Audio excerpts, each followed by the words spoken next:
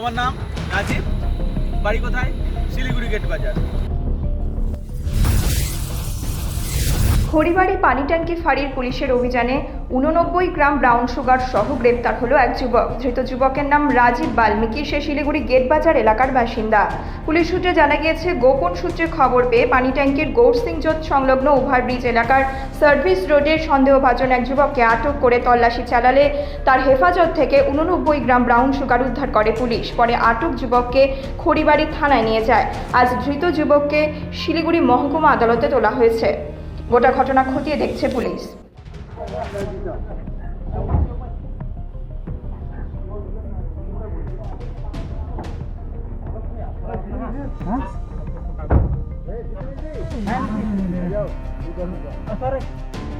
পানি ট্যাঙ্কি থেকে প্রশান্ত বর্মনের রিপোর্ট, নিউজ মেট্রো।